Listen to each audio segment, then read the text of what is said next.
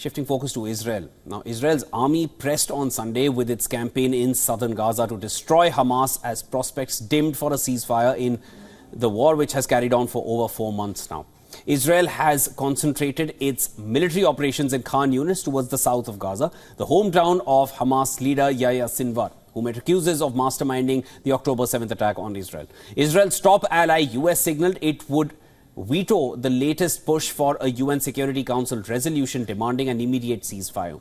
Washington favors a temporary truce and hostage release deal, and mediator Qatar acknowledged that separate ceasefire talks had also hit an impasse after Netanyahu rejected some Hamas demands as being ludicrous.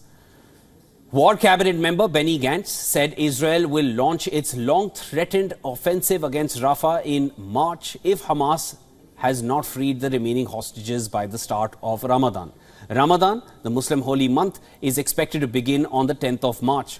The Israeli Prime Minister has rejected calls to spare Rafah, arguing that failing to launch the operation would mean to lose the war.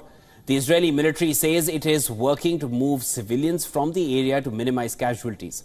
Israel's government unanimously adopted a declaration rejecting the recognition of a Palestinian state. Netanyahu said, and I quote, "After the terrible massacre of the 7th of October, there can be no greater reward for terrorism than that, and it will prevent any future peace settlement." Brazilian President Lula da Silva accused Israel of committing genocide in Gaza and compared its actions to Adolf Hitler's campaign to exterminate the Jews in World War II. The comments that sparked a strong Israeli protest. Netanyahu accused Lula of having disgraced the memory of the 6 million Jews murdered by the Nazis and demonized the Jewish state like the most virulent anti-Semite. He said the Brazilian leader should be ashamed of himself and that his government had called in Brazilia's ambassador in protest. Hamas, however, praised Lula da Silva and his comments, saying his remarks were an accurate description of what the people in Gaza are facing. Today, the president of Brazil, by comparing Israel's war in Gaza against Hamas, a genocidal terrorist organization, to the Holocaust, President Silva has disgraced the memory of 6 million Jews murdered by the Nazis, and he's demonized the Jewish state like the most virulent anti-Semite. He should be ashamed of himself. In the latest violence in West Bank, 2 Palestinian men, including a member of an armed group, were killed on Sunday in an Israeli raid, while a third was shot at a checkpoint.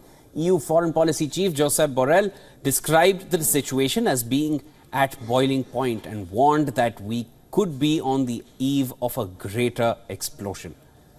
Now, British maritime security firm Ambrey said a UK-registered cargo ship reported being under attack in the Bab al-Mandeb Strait off Yemen on Sunday. The UK Maritime Trade Operations Agency reported crew abandoning a ship off Yemen after an explosion was heard. The Pentagon stated US forces in the Red Sea successfully conducted 5 self-defense strikes to foil attacks by land and sea from Houthi-controlled areas off Yemen. As per US Central Command, the strikes included targeting the first observed Houthi employment of an unmanned underwater vessel since attacks began in October. Another of the 5 involved an unmanned surface vessel, which is essentially a floating drone, and the use of such vessels has been comparatively rare in the Israel-Hamas war. Israeli Anastasia Gorbenko, spokeswoman, shrugged off boos from the crowd at the World Swimming Championships in Doha on Sunday. Gorbenko took silver in the 400-meter freestyle, but the crowd in Qatar whistled when she went up to collect her medal and before in the post-race poolside interview as well.